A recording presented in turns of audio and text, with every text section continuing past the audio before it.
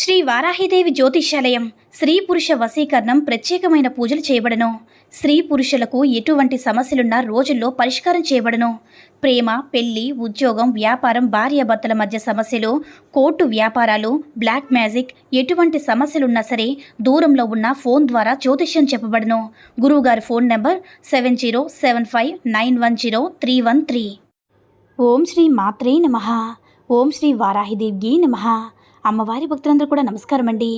అమ్మవారి ఆశీర్వాదంతో, ఆ తల్లి చల్లని చూపుతో అందరూ కూడా సుఖంగా, సంతోషంగా, అష్టైశ్వర్య, ఆరోగ్య, అభివృద్ధితో ఉండాలని మనస్ఫూర్తిగా కోరుకుంటూ ఈరోజు ఈ వీడియోని మొదలు పెడుతున్నాను.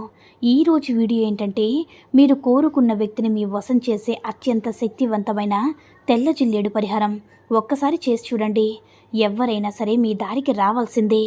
తెల్ల జిల్లేడు ఆకుతో మీరు రహస్యంగా ఈ చిన్న పరిహారం కనుక చేసినట్లయితే మీరు ఇష్టపడే వ్యక్తి ఎంత మొండివారైనా సరే ఖచ్చితంగా మీ దారికి వస్తారు, మీ సొంతం అవుతారు. తెల్ల జిల్లేడు చెట్టు అనేది చాలా పవర్ఫుల్. తెల్ల జిల్లేడు చెట్టు ఎందుకు చెప్పుకుంటున్నామంటే, బ్లూ కలర్లో ఉండేటటువంటి ఫ్లవర్స్ ఉంటాయి కదా, ఆ చెట్టు ఒకటి ఉంటుంది, ఇంకొకటేమో తెల్ల జిల్లేడు చెట్టు ఉంటుంది. ఇట్లా 2 రకాల చెట్లు ఉంటాయి. కాబట్టి ఒకవేళ మీకు తెల్ల జిల్లేడు చెట్టు అందుబాటులో లేకపోతే మామూలు తెల్ల జిల్లేడు చెట్టు అయినా సరే, బ్లూ కలర్లో ఉన్నటువంటి పువ్వులైనా సరే, జిల్లేడు చెట్టు అయినా సరే పర్వాలేదు.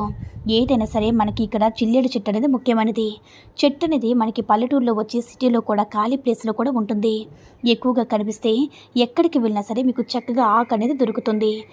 ఇక్కడ ఈ తెల్ల జిల్లేడు చెట్టుతో కనుక ఈ ఆకుతో ఈ చిన్న పరిహారం చేసినట్లయితే మీకు ఇష్టమైన వారు ఖచ్చితంగా కేవలం కొన్ని క్షణాల్లోనే మీ దారికి వస్తారు. ఎందుకంటే చాలా చాలా పవర్ఫుల్ అన్నమాట ఈ చెట్టు అనేది. మనకి ఒక రకంగా చెప్పాలంటే మనకు అది కూడా దేవతా వృక్షంతో సమానం. అంటే తెల్ల జిల్లేడు చెట్టు కూడా పూజలు చేసేవాళ్ళు ఎంతోమంది ఉన్నారో, చాలా శక్తివంతమైనది. ఆ తెల్ల జిల్లేడు ఆకుతో కనుక మీరు ఈ పరిహారం చేసి చూడండి. మీరు ఎంత ఫాస్ట్గా రిజల్ట్ వస్తుందంటే చాలా చాలా ఫాస్ట్గా రిజల్ట్ వస్తుంది. కాకపోతే మీరు దాన్ని తాకినప్పుడు మాత్రం వెంటనే చేతులు కడుక్కోండి.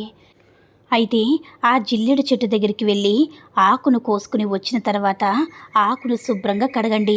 ఎందుకంటే దుమ్ము ధూళి ఎక్కువగా ఉంటుంది కాబట్టి, అలాగే ఏదైనా దోషాలు కూడా ఉంటాయి కాబట్టి చాలామంది వచ్చి చెట్లను తాకి వెళ్ళడం, అప్పుడప్పుడు వాళ్ళకి కావాల్సిన ఆకులు కోసుకుంటూ వెళ్తారు. కాబట్టి వాళ్ళకి ఏవైనా ఉన్నటువంటి దోషాలు అంటుకునే అవకాశం ఉంటుంది. కాబట్టి ఆ ఆకుని శుభ్రంగా క్లీన్ చేసేయండి.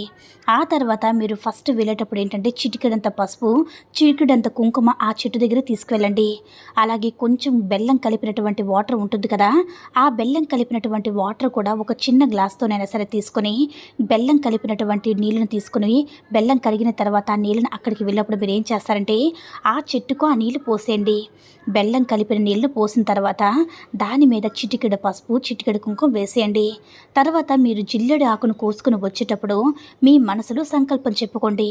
మీరు ఏ పని కోసమైతే చేస్తున్నారో, ఎవరి కోసమైతే చూస్తున్నారో, మాకు ఆ పని కావాలి, వారు సక్రమంగా మాతో ఉండాలి, వాళ్ళు మా యొక్క నెంబర్స్ని కానీ మెసేజెస్ కానీ పట్టించుకోకపోవడం, మాతో ఫోన్లో మాట్లాడకుండా పట్టించుకోకుండా పూర్తిగా అవాయిడ్ చేస్తూ ఉంటే పదే పదే వారి యొక్క ఆలోచన ఎక్కువగా రిపీట్ అయ్యి ఏ పని మీద కూడా కాన్సన్ట్రేషన్ చేయలేరు. కాబట్టి ఇక ఆ చెట్టుకు నీళ్లు పోసేసి, పసుపు కుంకుమ పోసేసి, మనసులో సంకల్పం చెప్పుకొని శుభ్రంగా మీరు ఆకును వాష్ చేసుకున్న తర్వాత ఏం చేస్తారంటే, మీరు ఎవరి కోసమైతే చేస్తున్నారో వారి పేరుని రాయండి.